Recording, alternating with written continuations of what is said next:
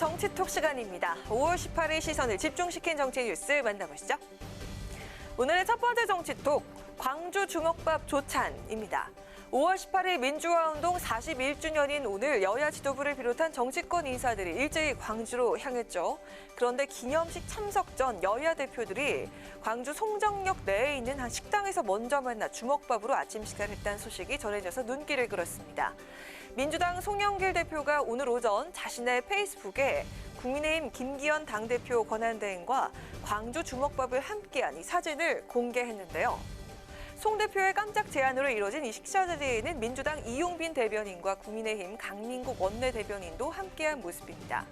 여야 대표가 함께 나눈 광주 주먹밥은 5.18 민주화 운동의 상징 중 하나죠.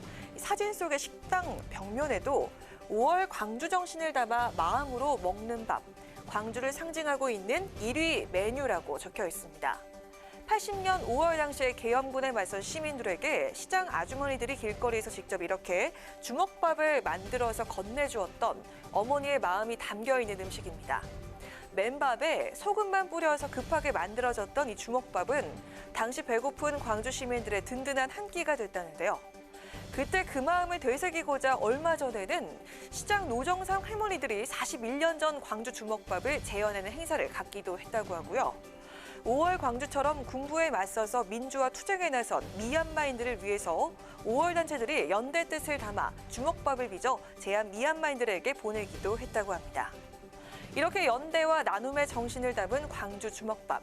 민주당 송영길 대표는 정치적 입장이 조금씩 달라 자주 다투는 것처럼 보이는 여야 지도부입니다만 그래도 오늘 의미 있는 행사에 같이 동행한 것만 해도 얼마나 좋은지요라는 글을 올렸습니다.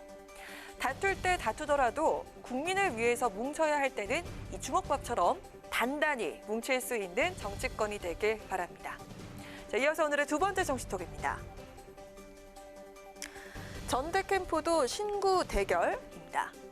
제1야당인 국민의힘 다음 달 11일 전당대회를 앞두고 당권 경쟁이 뜨겁게 펼쳐지고 있습니다. 특히 이번 당대표 레이스에선 신구 대결 구도가 부각되면서 신경전이 치열한 모습인데요. 오늘도 중진과 초선 주자들이 서로를 향한 견제를 이어갔습니다. 솔직히 초선들이 지금 어떻게 보면 2년도 안 됐거든요. 그리고 당을 운영한 경험도 없고 경험이 없는 분들이 당대표가 돼서 전면에서 당을 진두지휘하고 상대와 싸운다? 이것은 뭐 누가 봐도 저는 현실성이 없다고 보고. 초선들의 도전이 가슴 뛰는 일이면 당의 변화를 위해서 저는 뒤에서 도와주시는 것이 옳다고 생각을 합니다. 국민의힘이 근본적인 변화를 요구받고 있는 상황에서 새판짜기로 가는 것이 옳지 돌려막기로 가면 안 된다라는 취지로 말씀을 드린 겁니다. 네, 국민의힘 내에서 벌어지고 있는 이러한 세대 간의 대결 양상은 캠프 사무실에서도 확연한 차이를 보이고 있습니다.